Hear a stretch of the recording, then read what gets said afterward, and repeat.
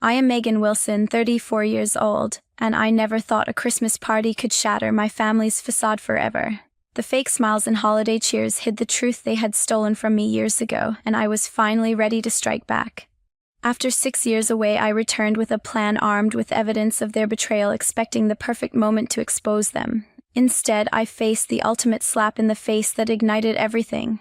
Everyone got gifts but me. Mom laughed, "Oh, we forgot you." They expected tears. I smiled. "It's okay, look what I got myself." The room fell silent when they saw it. Before I get to my story, I want to know what time you're listening and what city you're in. I'm happy to know how far my story spreads. My family had always dismissed me, the youngest and only daughter in our suburban Denver home, while my brothers were praised for every step my efforts were ignored. But the real knife came at 16 when Grandma left me a trust fund for college, $100,000. My parents secretly drained it to pay for my eldest brother's medical school, lying that the fund was tiny and only covered basics. I scraped by with jobs and loans, building my fintech startup in Las Vegas from nothing, a fraud detection app that sold for $650 million, netting me $250 million after shares and taxes. They never knew. When Mom called inviting me to the party, her voice too eager, I saw my chance. I prepared lavish gifts to lure them in, but carried something sharper: legal documents proving the theft. As the evening unfolded, their greed surfaced. They even hinted at needing my help with Dad's failing business. At gift time, their oversight handed me the trigger. Mom's laughed loudly. My brother joined in. I faintly and said, "It's okay. I didn't forget you." But when they opened my present, their smiles instantly faded. Growing up in suburban Denver was a constant reminder of where I stood in the family pecking order. As the youngest of 3 and the only girl, I watched my parents pour everything into my 2 older brothers while treating me like an afterthought. Our house in the quiet neighborhoods near the foothills was filled with their trophies and praise, but my space felt empty. My parents, Donna and Gary, set sky-high standards for all of us, but for me those standards were walls I could never climb. My eldest brother, Brandon, was their pride and joy. He followed Dad's advice to pursue medicine and got into a top program right out of high school. They celebrated his every milestone with family outings to the Rockies or dinners at fancy spots downtown. Justin, the middle one, showed early knack for business, starting a small venture in college that my parents funded without hesitation. They framed his first profit report and hung it in the living room like a masterpiece. Me, I was always the one chasing shadows. From elementary school on, I excelled in math and coding clubs, but it never registered. At 12, I won a regional math competition, rushing home with my certificate. Donna glanced at it while prepping dinner for Justin's business pitch practice. "That's cute, Megan," she said, not even pausing. Gary nodded from the couch, absorbed in Brandon's latest med school application updates. "Keep trying, kid." No party, no frame, just a pat on the back that felt like dismissal. It got worse in high school. While Brandon got a new car for his acceptance to med school and Justin a startup loan for his ideas, I grinded through advanced classes alone. Teachers praised my potential in tech, but at home it was, "Why can't you be more like your brothers?" Brandon never slacked and Justin's already making money. I internalized it, pushing harder to prove myself, but the comparisons chipped away at me. Then came the betrayal that changed everything. At 16, Grandma passed away. She was the one person who saw me clearly, always encouraging my dreams. In her will, she left me a trust fund specifically for college, $100,000, enough for a top school without debt. I was thrilled, imagining it as my ticket out. But when the papers came, Donna and Gary sat me down. "The fund's smaller than we thought," Donna explained, her voice steady. "Only about $20,000 after fees, enough for community college or state school basics." Gary added, "We'll help with the rest if you pick something practical." I believed them. What choice did I have? So I applied to scholarships aggressively, landing a partial one at Columbia for computer science. To cover gaps, I worked 3 part-time jobs: waitressing at a diner near Coors Field, tutoring math after school, and stocking shelves at a local store on weekends. Weekends meant no social life. I studied in the back of the diner during breaks, surviving on coffee and determination. Loans piled up $50,000 by graduation, while I watched Brandon sail through med school debt-free and Justin expand his business with family backing. After Columbia, I moved to Las Vegas for an entry-level tech job, craving distance from Denver's suffocating expectations. The dry desert air felt like a fresh start, far from the snowy foothills. Communication dwindled to holiday cards and rare calls, always centered on my brother's wins, Brandon's residency, Justin's new office. They never asked about my struggles, the 80-hour weeks coding in a cramped apartment near the strip eating ramen to pay off loans, or the rejections from early investors who doubted a young woman in fintech. But I persisted, launching my startup, a fraud detection app that used AI to spot financial irregularities in real time. It started small, bootstrapped with my savings, but caught on with banks facing rising scams. Within 4 years, it secured major clients like credit unions and online lenders. The breakthrough came last year. A big tech firm acquired it for $650 million. After taxes and sharing equity with my team, I netted $250 million. With that, I founded the Wilson Foundation, focused on helping women recover from financial fraud, providing legal aid and startup grants. For years, I buried the hurt, focusing on building my life. But 2 years ago, curiosity led me to audit my finances deeply. I hired a financial advisor to review old records, including Grandma's estate. That's when the truth exploded. The trust fund was indeed $100,000, untouched by fees. Bank statements showed Donna and Gary had withdrawn it all shortly after Grandma's death, transferring it directly to Brandon's tuition account at his med school. Emails between them and the trustee, a family friend, confirmed the lie. "Tell Megan it's smaller. She'll understand," Donna wrote. Gary replied, "Better for the family this way. Brandon needs it more." The advisor laid it out. It was breach of fiduciary duty, potentially fraud, since they were custodians under state law. Rage hit me like a Vegas heat wave. I paced my condo overlooking the strip, fists clenched, realizing how their theft had forced my hardships. The jobs, the debt, the isolation, it all stemmed from that deception. They robbed my future to boost Brandon's, then gaslit me into thinking it was fate. In that moment, something snapped. I wasn't the overlooked sister anymore. I was a woman with power and proof. No more waiting for apologies that would never come. I decided then I'd use their invitation to the Christmas party as the stage for justice. The evidence folder grew, copies of statements, emails, even a timeline from the advisor. As I prepared, anger fueled my resolve, turning pain into a sharpened blade. This wasn't just revenge, it was reclaiming what was mine, and they had no idea what was coming. 2 months ago, my mother Donna called out of the blue, her voice dripping with a warmth I hadn't heard in years. "Megan, we're having a big Christmas party at the house this year," she said, almost too enthusiastic. "Your brothers will be there, the kids, even Aunt Pamela. We'd love to see you." The invitation caught me off guard, stirring a mix of suspicion and opportunity. After 6 years of near silence, why now? My gut screamed. It wasn't about family love. Dad's real estate business had been tanking, rumors of debts floating through old Denver contacts. But I played along, my voice steady. "Sure, Mom, I'll come."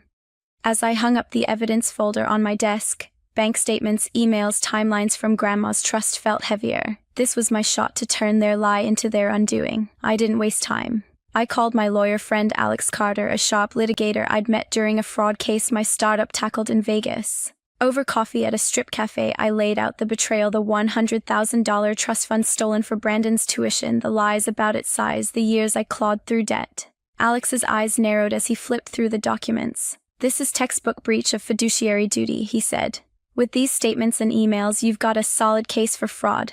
Colorado law gives you time since you just discovered it." He agreed to dig deeper, pulling bank records and trustee correspondence to tighten the noose. By the next week, he had a full dossier, signed withdrawals by Donna and Gary, an email from Gary to the trustee saying, "Make sure Megan thinks it's gone." Every page fueled my fire. The plan took shape. I'd go to the party, play the dutiful daughter, and let their guard drop. Then during gift time, I'd spring the trap, reveal my success to soften them up, then hit with the lawsuit papers exposing their theft in front of everyone, Aunt Pamela included. Alex warned it could get messy, but I wanted messy. They'd lied to me for 18 years. I wanted their shame public, their reputation in Denver's tight-knit circles ruined. To sell the act, I needed gifts, lavish ones to mirror their greed. For Donna, I picked a $4,000 pearl necklace, a nod to Grandma's favorite jewelry she'd once promised me. The irony wasn't lost on me, buying her what she stole my chance to have. For Gary, a $6,000 vintage Rolex, a jab at the time they took from my future. For Brandon and his wife Angela, I booked a $15,000 Hawaii trip for their family. His kids Kayla and Taylor would love it, but it screamed of the luxury he'd gained at my expense. For Justin, whose business ventures always got Dad's cash, I prepared a $40,000 investment check, framed as support but laced with the sting of their neglect. Each gift was wrapped with care, a glittering mask for the bomb I'd drop. I spent weeks planning with Alex, rehearsing every step. He drafted the lawsuit papers, ready to file the moment I gave the word. We mapped out the reveal. I'd show a video of my Vegas office, my fintech deal, my ocean view home to set the stage. Then, when they least expected it, I'd pull out the dossier naming names and dates. Alex even suggested recording the moment discreetly for court leverage, but I wanted their faces to burn in real time, no camera needed. The week before Christmas, I booked a first-class flight from Vegas to Denver. As the plane descended, the Rockies loomed outside, a stark reminder of the home I'd fled. At Denver International, I picked up a rented Mercedes sedan, a sleek black model that screamed success. Loading the wrapped gifts into the trunk, I felt a surge of control. This wasn't the broke teenager they'd dismissed. This was Megan Wilson, armed and ready. The drive from the airport took an hour along I-70, the familiar peaks of the Rockies flashing by. I passed the exit for Red Rocks Amphitheater, where I'd gone to concerts as a kid dreaming of a bigger life. The turnoff to our old suburb came up lined with holiday lights and manicured lawns. My parents' house, a sprawling two-story with a stone facade, hadn't changed, still the picture of upper-middle-class perfection hiding the rot inside. As I pulled into the driveway behind Brandon's Audi and Justin's pickup, my pulse quickened. The gifts sat heavy in the trunk, but the dossier in my bag felt heavier. I adjusted my coat, checked the folder one last time, and stepped out. The cold Denver air hit my face, but inside, I was burning. I'd spent years building my empire, not for their approval, but for this moment to make them face what they'd done. As I walked up the path, the doorbell within reach, I gripped the folder tighter. The trap was set, and they had no idea the reckoning waiting on the other side of that door. I rang the doorbell, the familiar chime echoing through my parents' Denver home. The door swung open, and my mother, Donna, stood there in a red holiday dress, her smile polished but thin. "Megan," she said, her tone more formal than warm. "You made it." No hug, just a quick nod as she stepped aside. I clutched the stack of wrapped gifts, the dossier tucked in my bag, and forced a smile. "Wouldn't miss it, Mom." My father, Gary, appeared from the living room, his tie loose, looking older than I remembered. "Good to see you, kid," he said, offering a stiff handshake. His eyes flicked to the Mercedes outside. "Nice car. Expensive." "Rental," I replied, keeping it light. The foyer smelled of pine and roasted turkey, the house decked out with tasteful wreaths and twinkling lights, no tacky inflatables for the Wilsons. Laughter spilled from the living room, and my eldest brother Brandon emerged with his wife Angela. She gave a polite wave, her designer sweater screaming suburban wealth. Their daughters, Kayla and Taylor, peeked out curious. "Aunt Megan," Kayla chirped, clearly coached. Brandon gave a half smile. "Vegas treating you well, sis." His tone carried a hint of sizing me up. "Pretty well," I said, dodging details. Justin, my other brother, sauntered in with a beer, his casual grin more genuine but still distant. "Long time, Megan," he said, offering a quick hug. Aunt Pamela, Mom's cousin, bustled over, her loud laugh cutting through. "Well, look who's back from the desert," she exclaimed, her earrings jangling. I nodded, keeping my cool, but their half-hearted welcomes felt like a prelude to something colder. I set the gifts under the towering Christmas tree, their shiny papers standing out against the coordinated red and gold packages. The living room buzzed with extended family, cousins, neighbors, but the focus stayed on Brandon's latest hospital promotion and Justin's new business deal. Dinner was served in the dining room, the long mahogany table set with Mom's heirloom china. Donna had outdone herself, turkey, mashed potatoes, cranberry sauce, the works. But the mood was strained, like everyone was playing a part. Conversation swirled around me, not with me. Donna bragged about Brandon's new role as department head, pouring him more wine. "Youngest in the hospital's history," she said, beaming. Angela chimed in about Kayla's ballet recital and Taylor's preschool art award. Gary perked up when Justin mentioned closing a deal for his startup. "That's my boy," he said, clapping Justin's shoulder. I waited for an opening to share my life, but every attempt got drowned out. "I've been working on some big projects too." I started, but Donna cut in. "Oh, Angela, tell Megan about the charity auction you hosted." The dismissal stung, but I bit my tongue, biding my time. Taylor, the 4-year-old, tugged my sleeve during a lull. "Aunt Megan, do you make games in Vegas?" Her big eyes were the only genuine curiosity in the room. I smiled. "Not games, sweetie, software that catches bad guys stealing money." She nodded, impressed. "Like police?" "Kinda," I said, grateful for her warmth. But the adults barely noticed their chatter, locked on my brother's wins. Then came the twist I hadn't expected. After dessert, I excused myself to the kitchen for a glass of water, lingering near the pantry door. Through the crack, I overheard Donna and Gary whispering. "She's got money now, right?" Donna said, her voice low. "That car, her clothes, she could help with the business." Gary grunted. "Yeah, the bank's breathing down my neck. We just need a loan, maybe 50 grand to tide us over. My stomach twisted. They hadn't invited me for family. They wanted a bailout for Dad's failing real estate deals tied to shady loans I'd heard about through old Denver contacts. I slipped back to the table, heart pounding but face calm. This was better than I'd planned. Their greed was the perfect setup for my trap. I leaned toward Gary during a pause. Dad, I heard the market's been tough. Need any help with the business? His eyes lit up too quick. Well, we're managing, but maybe we could talk later. I nodded, feigning concern, but inside I was locking the bait. Let them think I'd opened my wallet, they'd be blindsided when I opened the dossier instead. As dinner wrapped, Donna clapped her hands. Time for gifts, she announced, her voice bright but calculated. The kids squealed, racing to the tree while the adults settled in the living room. I watched Aunt Pamela sip her wine, oblivious to the storm brewing. Brandon and Justin exchanged smirks, probably expecting another round of praise. I adjusted my bag, the dossier's weight grounding me. My gifts sat under the tree, their shiny wrapping hiding the irony. I'd play their game, hand out my presents, let them bask in their greed, then pull the rug out. The kids tore into their packages, first Kayla squealing over a new tablet, Taylor hugging a stuffed unicorn. The adults started exchanging their gifts, laughter filling the room. I sat back, pulse steady, watching the pile shrink. My moment was coming. I caught Donna's eye, her smile smug like she'd already won. She had no clue I was about to flip the script. As the last gifts were handed out, I gripped my bag tighter, ready to spring the trap I'd spent weeks crafting. Donna stood by the Christmas tree, her smile commanding as she took charge of the gift exchange. Kids first, she declared, handing Kayla and Taylor their packages. The girls tore into them, squealing over a coding kit for Kayla and an interactive globe for Taylor. Thanks, Aunt Megan, Taylor chirped, hugging me. I smiled, but my focus was on the adults, their eyes gleaming with anticipation for their own haul. The room buzzed with chatter, cousins, neighbors, Aunt Pamela sipping her wine, oblivious to the storm I was about to unleash. One by one, Donna passed out gifts. Gary got a cashmere scarf from Brandon, Angela a designer purse from Justin. The pile dwindled, wrapping paper piling up, but nothing came my way. My brothers exchanged their gifts, golf gear for Brandon, a fancy pen for Justin. Aunt Pamela handed out gift cards, earning polite thanks. I sat quietly, bag at my side, the dossier's weight steadying me. The oversight was no surprise. I'd expected it. But when the last package was handed out and the tree stood bare, a heavy silence fell. Kayla broke it, her voice small. Where's Aunt Megan's present? All eyes turned to me, some curious, some uncomfortable. Donna let out a sharp laugh. Oh, we forgot you, she said, waving a hand like it was a trivial slip. Justin chuckled, adding, Yeah, Megan, guess you're too hard to shop for.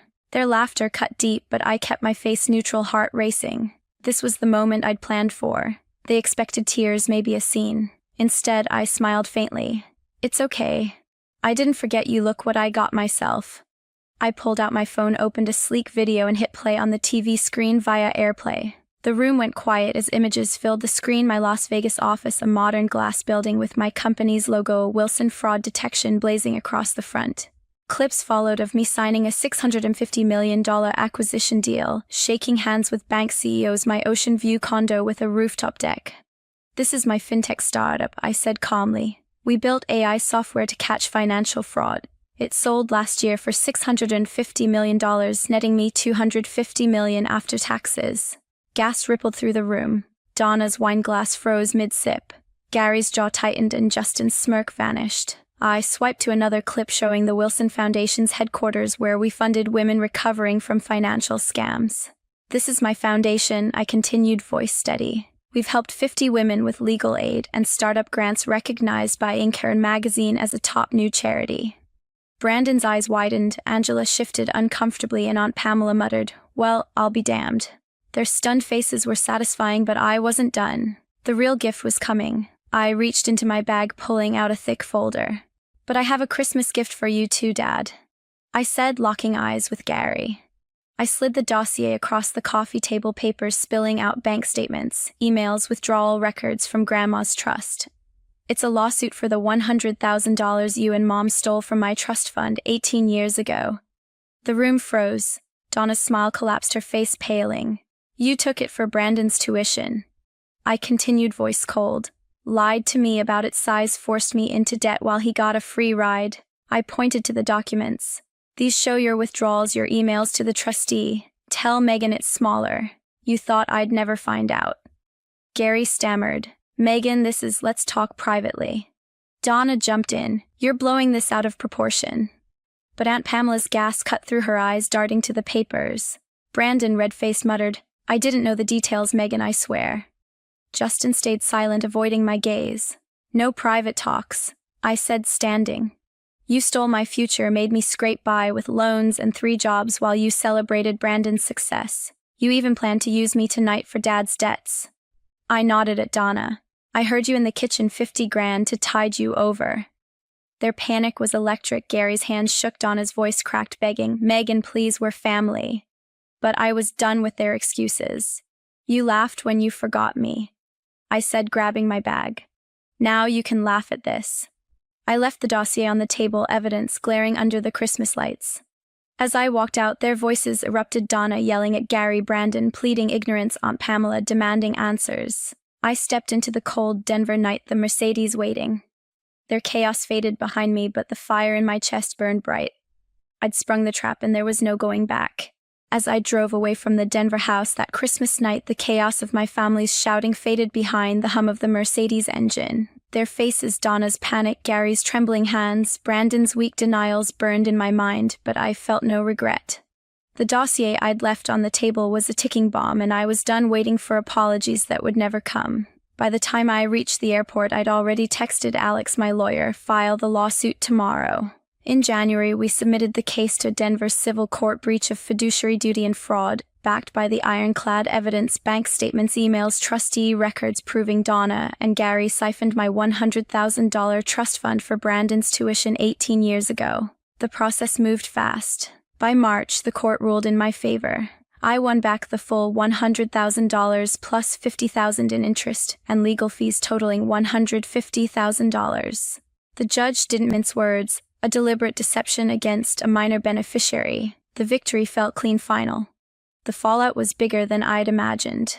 A local Denver paper picked up the story. Headlines screamed, prominent family sued for trust fund theft. Gary's real estate business, already teetering, collapsed entirely when clients pulled out, spooked by the scandal. Donna's social standing in their suburban circle evaporated. Her charity board memberships vanished overnight. Brandon faced an ethics review at his hospital, his complicity in knowing about the theft tainting his golden boy reputation. Aunt Pamela, shocked at the party, spread the word to extended family, amplifying their disgrace. Justin sent a text a week later mumbling some half-hearted apology. Didn't know it was that bad, sis. I didn't reply. I blocked their numbers, Donna, Gary, Brandon, Justin, all of them. No more calls, no more guilt trips. I was done. Back in Las Vegas, I threw myself into the Wilson Foundation. We expanded our program, funding 20 more women with legal aid to fight financial fraud, drawing from my own story. My condo overlooking the Strip became my sanctuary, its sleek lines and ocean view vibe a reminder of what I'd built without them. The money from the lawsuit went straight to the foundation, turning their theft into something meaningful. I didn't need their validation anymore. I had my own. Reflecting on it now, I see the lesson clear as day. Family betrayal cuts deepest, but you don't heal by forgiving and forgetting, you heal by facing it head-on with justice. I spent years thinking their dismissal defined me, that I had to prove my worth to them. But their lies, their greed showed me the truth. My value isn't tied to their approval. It's in the empire I built, the lives I'm changing, the strength I found to hold them accountable. They stole my trust fund, my future, but they couldn't steal my resolve. If you're out there wondering if family has crossed, you don't just sit with the hurt. Dig for evidence, bank records, emails, anything concrete. Talk to a lawyer, build your case, and don't let blood ties stop you from demanding what's right. Toxic family will drain you if you let them. Cut those ties and protect your peace. You're worth more than their excuses, and no one gets to define you but you. Thank you for listening to my story. It's not just about revenge, it's about reclaiming what's yours. If this hit home, subscribe, like, and drop a comment with your own story. Have you ever had to stand up to family to find your worth? I want to hear about it. As I stood on my condo's rooftop that spring, the Vegas skyline glittering below, I smiled. The lawsuit was won, their world was in ruins, and I was free. Justice wasn't just served, it was mine to claim, and I'd never look back. I've moved on. The money's mine. The house is mine. Good luck over there. I stared at the email on my laptop screen, the words blurring slightly in the harsh fluorescent light of the communications tent. Around me, the constant hum of generators and distant radio chatter filled the air at Forward Operating Base Lightning in Afghanistan. The smell of dust and diesel fuel hung heavy, but none of that registered. All I could focus on were those 17 words that had just shattered my world. My name is Lauren Bishop. I'm 35 years old, a captain in the United States Army, and I was halfway through my third deployment when my husband decided to destroy our marriage via email. The casual cruelty of it hit me like a physical blow. Not even a phone call. Just a cold, calculated message sent while I was 7,000 miles away, serving my country. I scrolled down to see the attachments. Divorce papers. Bank statements showing our joint savings account had been drained.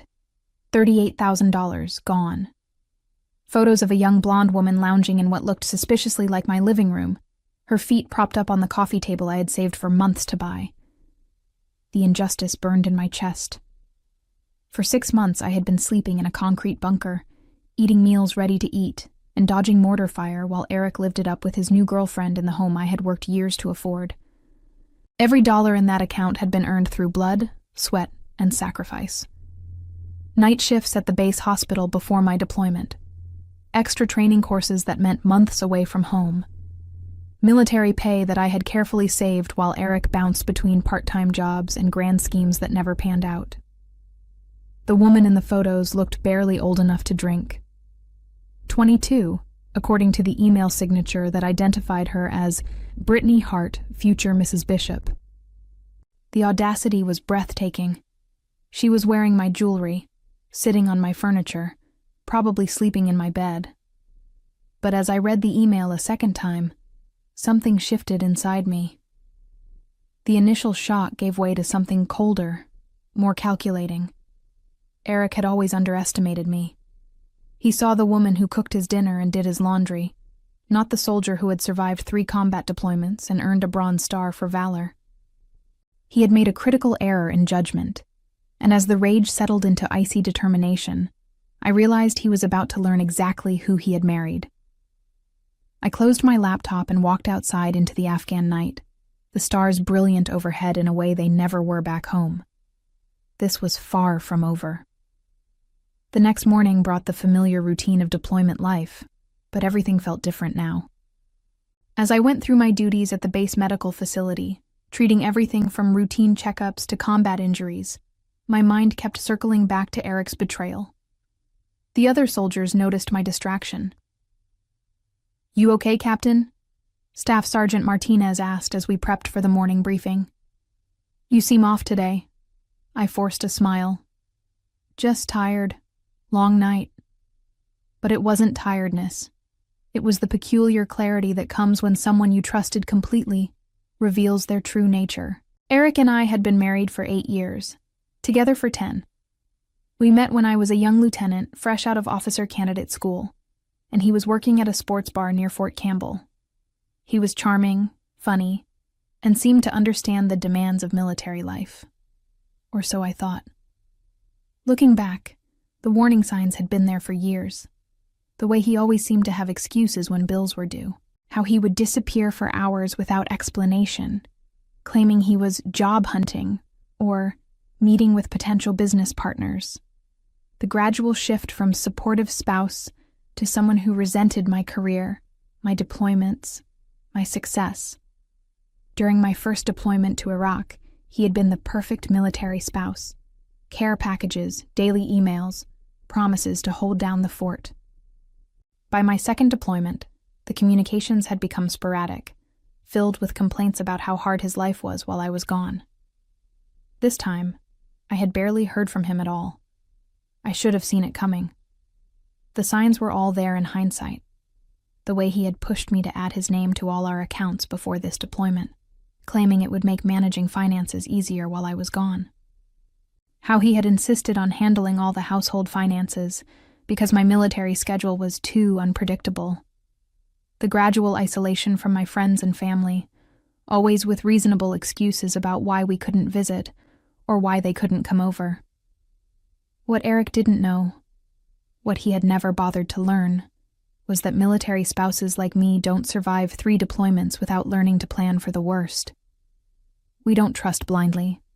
We prepare. And years ago, when I first started deploying, I had taken steps that Eric was about to discover in the most painful way possible. As I went through my medical rounds that day, checking on soldiers recovering from everything from broken bones to shrapnel wounds, I thought about trust. These men and women trusted me with their lives, their pain, their fears. I took that responsibility seriously. I had extended the same trust to Eric, and he had weaponized it against me.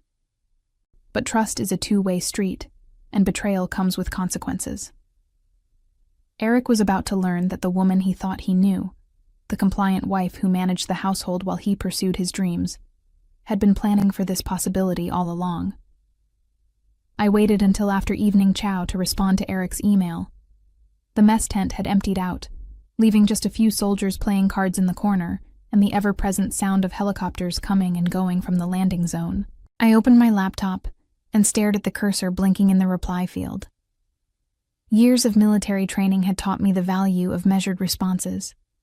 When someone attacks you, you don't react emotionally.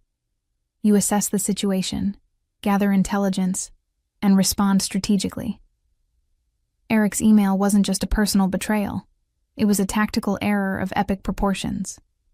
I typed 5 words. "Are you sure about that?" Then I hit send.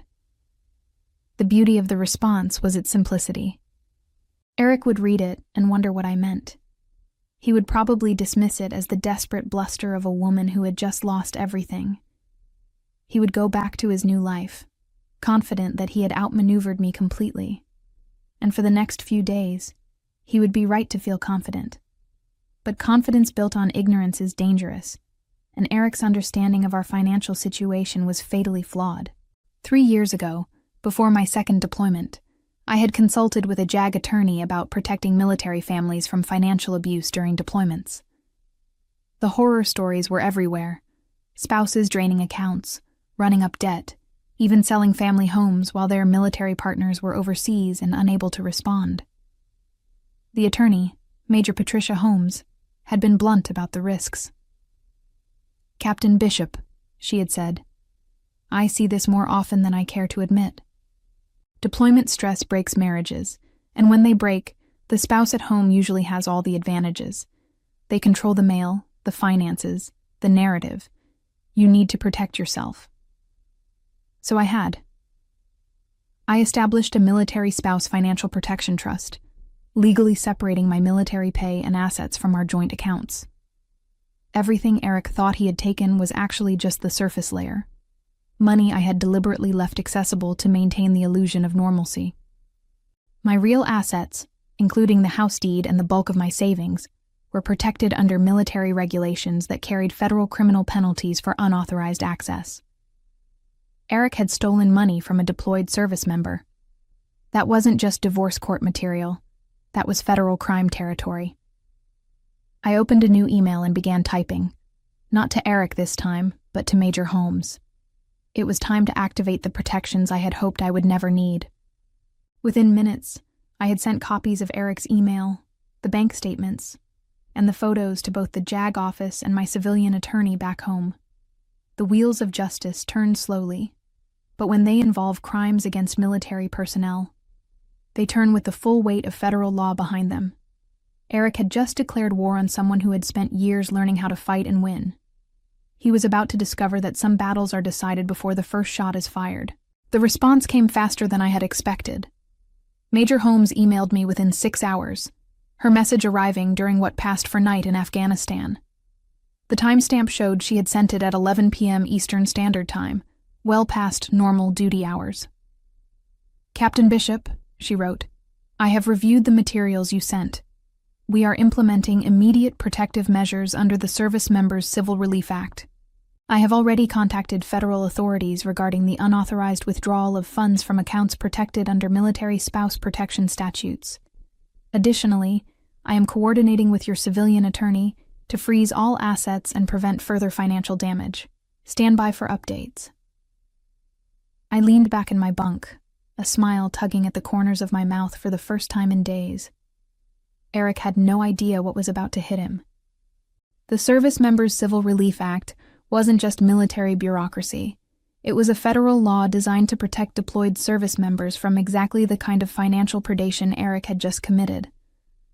Violating it carried serious consequences, including criminal charges and mandatory restitution. More importantly, it meant that everything Eric thought he had gained was about to be reversed. Over the next 48 hours, emails began flowing in from my legal team. The civilian attorney, Rebecca Chen from Morrison & Associates in Clarksville, Tennessee, was particularly thorough in her updates. "Lauren," she wrote, "I wanted you to know that we have obtained emergency court orders freezing all accounts that Eric accessed without authorization. The bank records show that the withdrawals began 3 weeks ago, well within the time frame covered by your deployment protection orders. We have also confirmed that the house deed remains solely in your name, as the trust documents specified. Eric never had legal authority to claim ownership." The next email was even better. "Additionally, I have been in contact with the local sheriff's department. The house has been secured, and all unauthorized occupants have been removed. Your neighbor, Mrs. Patterson, has been keeping an eye on the property and reports that Eric and his girlfriend were quite surprised by the law enforcement visit yesterday morning." I could picture it perfectly. Eric, probably still in his pajamas, answering the door to find deputies with court orders, the look of confusion giving way to panic as they explained that he was living in a house that didn't belong to him, that the money he had spent belonged to a deployed service member, and that his actions constituted multiple federal crimes. The girlfriend, Brittany, had probably been even more shocked. 22 years old and suddenly facing the reality that her sugar daddy was actually a criminal who had been living on stolen money. I wondered how long it had taken her to pack her bags. But the most satisfying email came from Major Holmes herself, updating me on the criminal investigation. "Captain Bishop, the FBI Financial Crimes Division has accepted the case due to the interstate nature of the crimes and the federal military protections involved. Agent Martinez will be the lead investigator. Eric Bishop is being charged with wire fraud, theft from a government employee, and violations of the Service Members Civil Relief Act. Each charge carries significant prison time and mandatory restitution. The agent wanted me to tell you that this is one of the clearest cases of military spouse financial abuse she has seen." I closed my laptop and stepped outside into the Afghan night. The desert air was crisp and clear, with the kind of silence you never get in populated areas. For the first time since receiving Eric's email, I felt truly calm. Eric had thought he was so clever. He had probably spent weeks planning this, timing it for when I was at my most vulnerable and isolated. He had counted on the distance, the communication delays, the assumption that I was too far away and too distracted by combat operations to respond effectively. He had forgotten that I was a soldier. And soldiers don't just fight battles, we plan for them. 2 weeks later, I received an email that made me laugh out loud in the middle of a briefing. Captain Rodriguez looked at me with concern. "Everything okay, Bishop?" I showed him my phone screen. It was an email from Eric, and the subject line read, "Please call me urgent." The message was a masterpiece of panic and desperate bargaining. "Lauren, I think there's been some kind of mistake. The police came to the house and said I was under federal investigation. They froze all my accounts and said I have to move out. This is insane. I know you're upset about the divorce, but this has gone too far. Can't we work this out like adults? I'm willing to give you half the money back if you call off the lawyers. Please call me as soon as you get this. My phone might be disconnected soon because I can't access my bank accounts. This is ruining my life." The best part was the complete lack of acknowledgement that he had done anything wrong. No apology for the betrayal. No recognition that he had stolen from a deployed service member. Just outrage that there were consequences for his actions. I forwarded the email to Major Holmes with a note. "I assume Eric's panic means the investigation is proceeding smoothly?" Her response was immediate. "Agent Martinez reports that Eric Bishop retained a public defender yesterday, Apparently, no private attorney was willing to take his case pro bono, and all his assets are frozen pending the investigation. The girlfriend disappeared 2 days ago. Her social media posts suggest she has returned to her parents' home in Florida and is claiming she had no knowledge of the criminal activity. I almost felt sorry for Brittany. Almost. She was young, and probably genuinely naive about Eric's financial situation. But she had also been perfectly happy to live in my house, wear my jewelry, and post photos of herself enjoying the fruits of my labor while I was dodging bullets in Afghanistan. Ignorance might be a legal defense, but it wasn't a moral one. The military grapevine at the FOB had picked up on my situation, as military grapevines always do. Word had gotten around that Captain Bishop was dealing with a cheating spouse back home, and the response from my fellow soldiers was overwhelmingly supportive. Care packages started arriving with little notes. "Hang in there, Captain. Your military family has your back. Some people aren't worth the uniform." Staff Sergeant Martinez, who had noticed my mood the day I received Eric's original email, pulled me aside after the evening briefing. "Captain, I don't know all the details of what you're dealing with back home, but I wanted you to know that my wife went through something similar during my first deployment. Spouse cleaned out their accounts and moved in with someone else. It nearly destroyed her." "What happened?" I asked. "Military legal helped her fight it. Took 2 years, but she got everything back and then some. The ex ended up doing time for fraud. Military justice doesn't mess around when it comes to protecting deployed families." "How is she doing now?" Martinez smiled.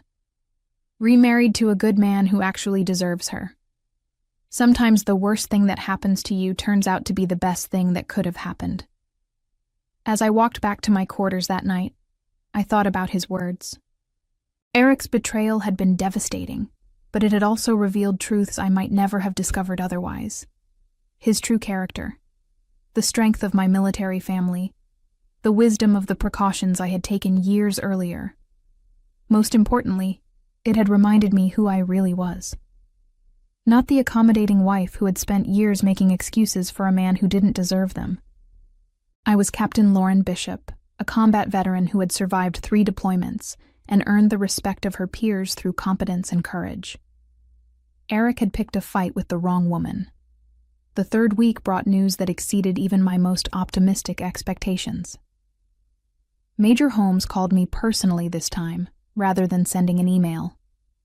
Satellite phone calls were precious commodities on deployment, usually reserved for emergencies or the most important communications. "Captain Bishop," she said, her voice crackling slightly through the connection. "I wanted to give you a personal update on the investigation. Agent Martinez has uncovered additional evidence that significantly strengthens the case against your husband." "What kind of evidence?" "It appears that Eric's financial crimes extended beyond just your accounts. The FBI discovered that he had been using your military credentials to apply for credit cards and loans, forging your signature on documents while you were deployed. The total amount of fraud now exceeds $100,000. I felt the blood drain from my face. 100,000? Credit cards in your name that you never authorized. A second mortgage on the house that he obtained using forged documents. A personal loan from a predatory lender that used your military service record as collateral. Eric Bishop wasn't just unfaithful, Captain. He was running a sophisticated financial fraud operation using your identity and military status. The scope of the betrayal was breathtaking. While I had been focused on the $38,000 he had stolen from our joint account, Eric had been systematically destroying my financial life through identity theft and fraud. "The good news," Major Holmes continued, "is that all of these crimes fall under federal jurisdiction due to your military status. The penalties are severe, and the evidence is overwhelming. Agent Martinez believes this will be one of the strongest military spouse fraud cases she has ever prosecuted." "What happens now?" "Eric will be formally arrested within the next 48 hours. The charges include identity theft, wire fraud, bank fraud, forgery, and multiple violations of military protection statutes. He's looking at 15 to 20 years in federal prison if convicted on all counts." After the call ended, I sat in stunned silence. The man I had married, the person I had trusted with my life and my future, had been systematically destroying everything I had worked for. The betrayal was so complete, so calculating, that it took my breath away. But alongside the shock came a fierce satisfaction. Eric had thought he was so clever, using my deployment as cover for his crimes. He had assumed that I was too far away, too distracted, too trusting to discover his schemes until it was too late to stop them. He had been wrong on every count. The next email from Rebecca Chen contained the details of Eric's arrest. He had been taken into custody at 6 a.m. while trying to board a bus to Florida, apparently planning to join his girlfriend at her parents' house. The arresting agents found him carrying a fake ID and nearly $5,000 in cash, money that had been traced back to the fraudulent loans he had taken out in my name. "Lauren," Rebecca wrote, "I wanted you to know that Eric's arrest made the local news. The headline was, 'Local man arrested for defrauding deployed military wife.' The story mentioned your Bronze Star and your multiple combat deployments. The community response has been overwhelmingly supportive of you." I smiled at that. Eric had always been concerned about his image, about what people thought of him. The idea that his crimes were now public knowledge, that everyone in our hometown knew exactly what kind of man he really was, would probably hurt him more than the prospect of prison time. Justice comes in many forms. Sometimes it's legal consequences. Sometimes it's social consequences. Sometimes it's simply the truth being revealed for everyone to see. Eric was about to experience all three. 6 weeks later, I received the email I had been waiting for. Agent Martinez sent it directly, with copies to Major Holmes and Rebecca Chen. The subject line was simple. "Case closed." "Captain Bishop," she wrote, "Eric Bishop has accepted a plea agreement. He pled guilty to all charges in exchange for a sentence of 12 years in federal prison and full restitution of all stolen funds, including penalties and interest. The total restitution amount is $147,000. Additionally, he has agreed to forfeit any claim to marital assets and will not contest the divorce." I read the email 3 times to make sure I understood correctly. Eric, who had started this nightmare by stealing from me while I served my country, was now facing 12 years in prison and complete financial ruin. The man who had thought he could outsmart a deployed soldier had been outmaneuvered at every turn. The restitution amount was particularly satisfying. Not only would I recover every penny he had stolen, but the penalties and interest meant I would actually come out ahead financially. Eric's crimes had backfired so spectacularly that they had made me wealthier than I had been before his betrayal. Rebecca Chen's follow-up email contained even better news. "Lauren, because Eric signed the asset forfeiture agreement, you now have clear title to the house with no outstanding liens. The fraudulent second mortgage has been voided, and the predatory loan has been transferred to Eric's personal responsibility. You will resume ownership of all marital assets immediately upon your return from deployment." I closed my laptop and walked outside to watch the sunset over the Afghan mountains. The desert sky was painted in brilliant oranges and purples, the kind of natural beauty that reminded you why some things were worth fighting for. Eric had tried to take everything from me while I was serving my country. Instead, his greed and stupidity had cost him his freedom, his future, and any claim to the life we had built together. The woman he had betrayed was coming home to a debt-free house, a clean credit record, and the satisfaction of seeing justice served. 3 months later, I stepped off the plane at Nashville International Airport, officially home from my 3rd deployment. The Tennessee air felt humid and thick after months in the desert, but it smelled like freedom. My sister Jenna was waiting at the gate, her face lighting up when she saw me. We hadn't talked much during the deployment. I had kept the details of Eric's crimes private, sharing only the basic fact that we were divorcing. Now, as we drove toward Clarksville, I filled her in on everything that had happened. 12 years, she asked, her voice incredulous. "For stealing from you?" "For stealing from a deployed service member," I corrected. "The federal penalties are severe when you commit crimes against military families. Eric learned that the hard way." "What about the girlfriend?" Brittany? She cooperated with the investigation in exchange for immunity. Turns out she genuinely had no idea about the fraud. She thought Eric was just a successful businessman with a wife overseas. When she found out the truth, she helped the FBI trace the money. We pulled into my driveway, and I stared at the house I hadn't seen in 9 months. It looked exactly the same from the outside, but everything about it felt different now. This wasn't the home I had shared with Eric. It was my home, bought with my sacrifice, and defended with my planning. Mrs. Patterson, my elderly neighbor, came rushing over as soon as she saw the car. "Lauren, welcome home, honey. I kept an eye on everything just like you asked. That husband of yours sure made a scene when the police came. I've never seen anything like it. Thank you for watching the house, Mrs. Patterson. I appreciate everything you did. Are you doing okay, dear? This must have been so hard for you." I looked at my house, my sister, the familiar neighborhood where I would now build a new life. "Actually, Mrs. Patterson, I'm doing better than okay. I'm exactly where I'm supposed to be." The revenge I had taken wasn't about anger or hatred. It was about justice, preparation, and the simple truth that actions have consequences.